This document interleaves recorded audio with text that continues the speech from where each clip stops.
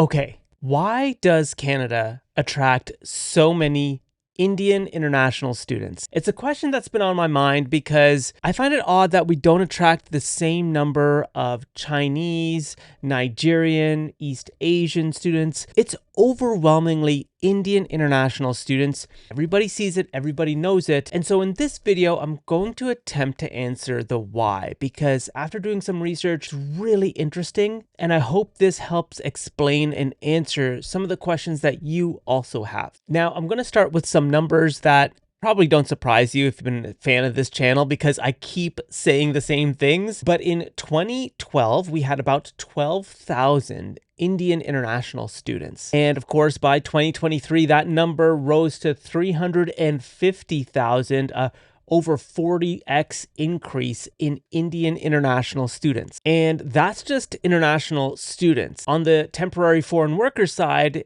Indian temporary foreign workers account for nearly 25% of all non-permanent residents here in Canada. So for the longest time, I thought Canada had very specific Canada-India relationships and MOUs that attracted Indian international students more so than others, that there would be India-specific policies, but it's not the case. So let's get into it. Now, it's no surprise that Canada's been having a declining birth rate going back all the way to the 1960s and 70s, but it's on a rapid decline as of the 2000s and 2010. And in the early 2000s, policymakers started seeing this and said, well, we need to do something about our declining birth rate and aging population. Now, the original thinking was that in a very short period of time, 100% of our population growth will come from immigration. And by 2023, if you look at Canada's population growth, I believe 98% of that came from immigration alone. And so outside population growth, it's also labor force growth as well. And so quietly,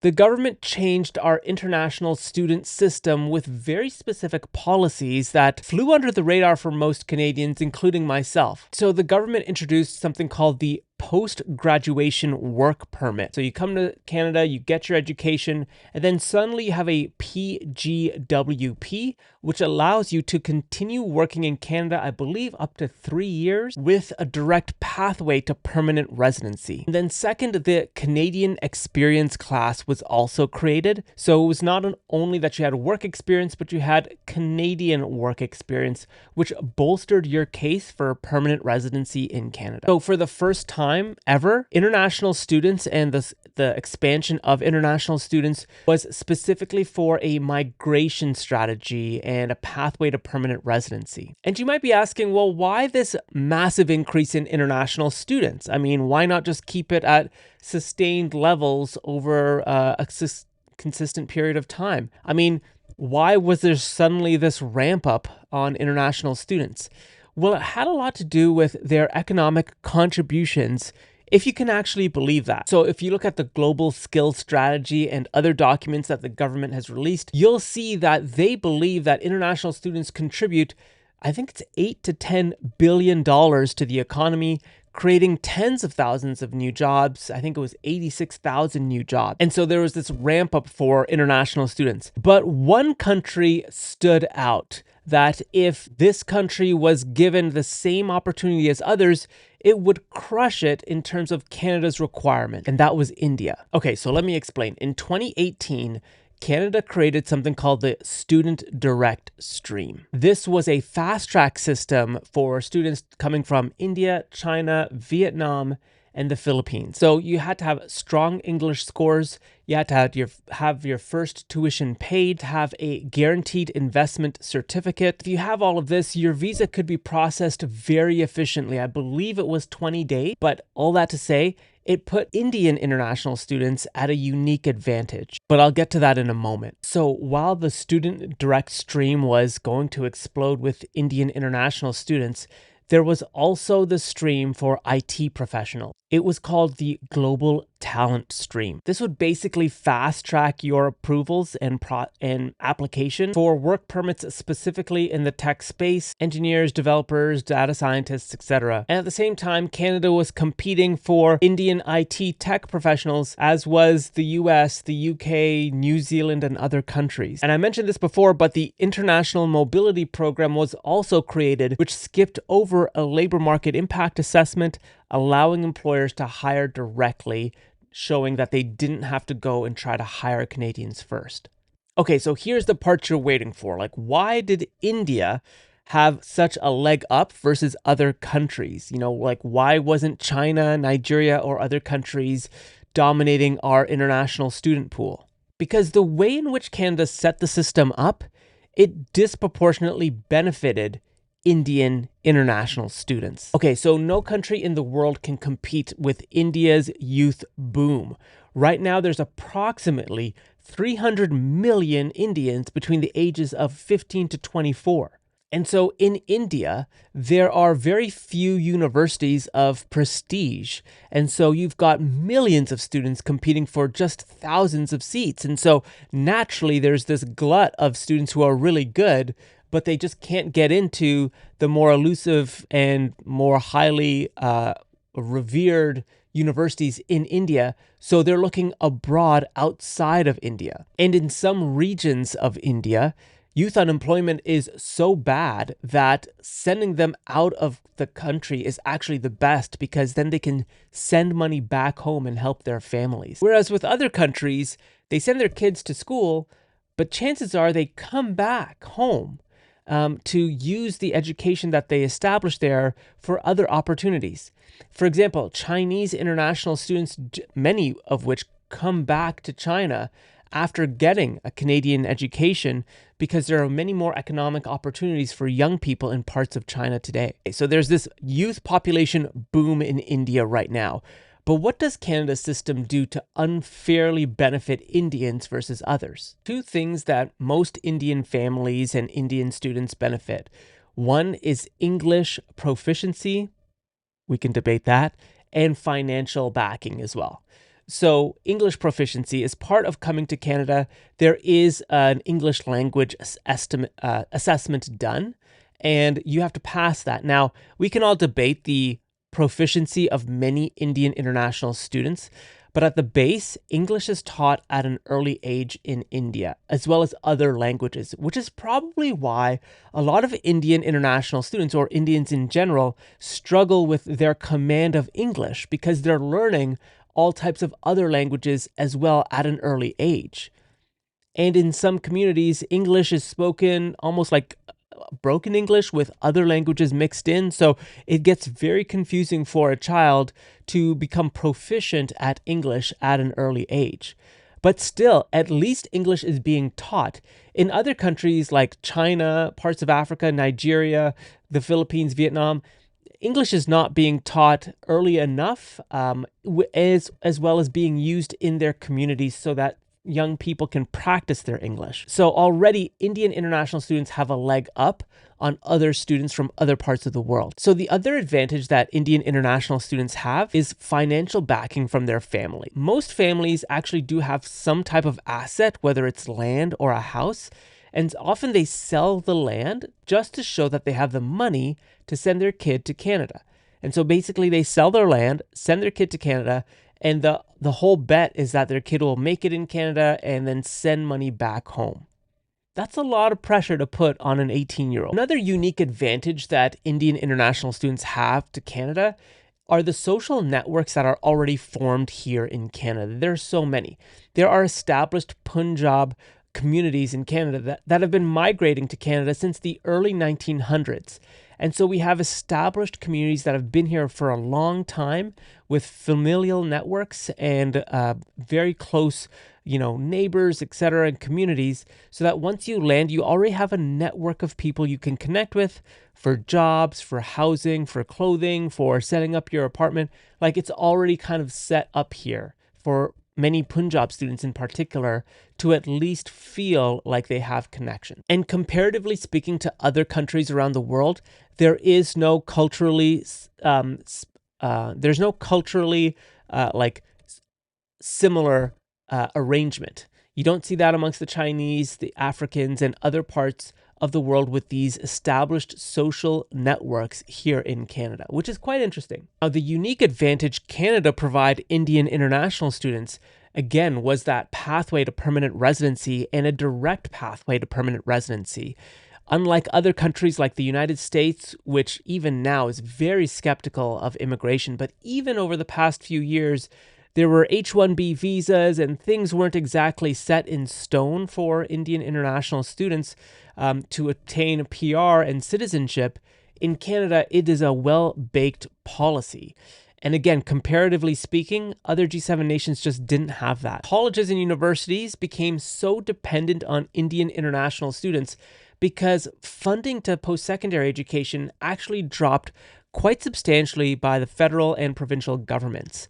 And so this steady stream of Indian international students paying international tuition, which is much higher than domestic tuition, started accounting for, 40, 50, 60, 70% of total revenue by these colleges and universities. Colleges in Canada even go out to India and market themselves and promote themselves to attract more Indian international students to come to Canada.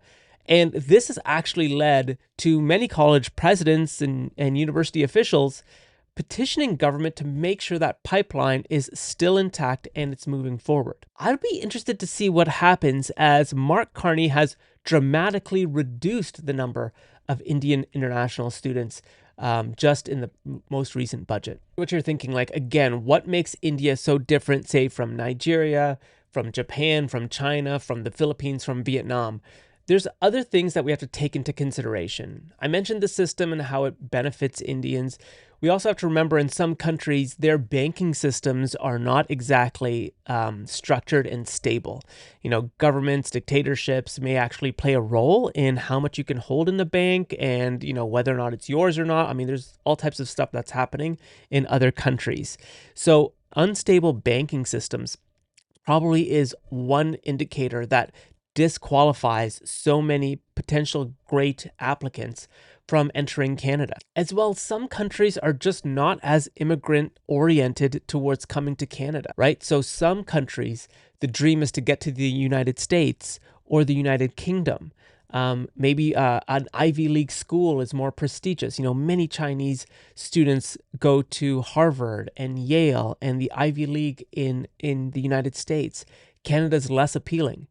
Unless it's like, University of Toronto, St. Mike's College, or McGill, or, one of the very prestigious universities in Canada. Okay, so I've explained why India has a leg up on the entire world for international students. And of course, this leads to massive impact here in Canada that I've documented on my channel before. So check out those videos below. But just at a high level, there's a few things we should be considering. One, there's an insular culture to Indians writ large. And what I mean by insular, a clustering of Indian communities exist within Canada and they're very strong. So think Surrey, BC, Brampton, Ontario, very strong, very networked oriented within geographical boundaries. So Brampton, I believe, is like 71% South Asian. It is a lot of Indian international students and immigrants end up in Brampton and Surrey, etc. What this clustering does, because of the insular culture that South Asian communities have, there's less cross-cultural mixing and there's less of willingness to engage in, say, interracial marriages, interracial relationships, interracial friendships even. It's well documented. It's quite interesting. So we have these established South Asian communities that are very insular, that keep to themselves and keep expanding, but they're not.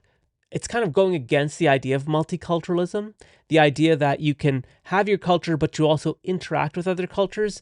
It's less the case, and this gets more and more pronounced. Stories, and these are just ad hoc stories, but stories nonetheless, of people dating people from India in Brampton and then finding out that they're only going to marry someone from Brampton who's also South Asian, who shares that culture.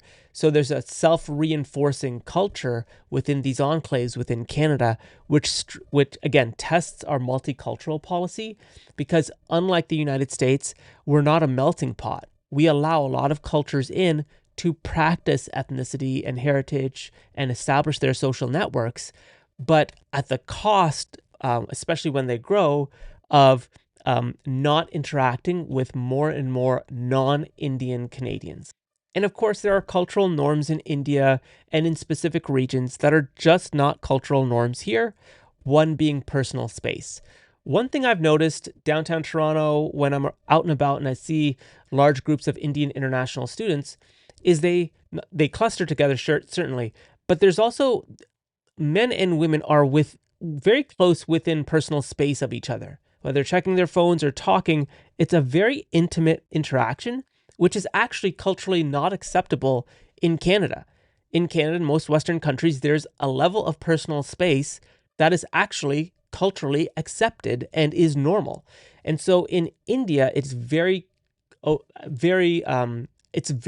okay to be in someone's personal space. It's not that case here in Canada. Another is just a harshness of speaking and a harshness of language, talking at a very high and loud rate, voice pitch, and speaking in very harsh tones with each other, which is culturally acceptable in parts of India. Again, in Canada and in parts of the United States, it's just not the case. And so there's these small things that do add up that lead many Canadians to say, like, what's going on here? Why isn't there this ability to adapt?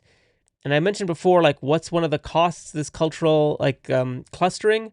It's the inability for many to adapt to Canada. And that's where a lot of Canadians have concerns.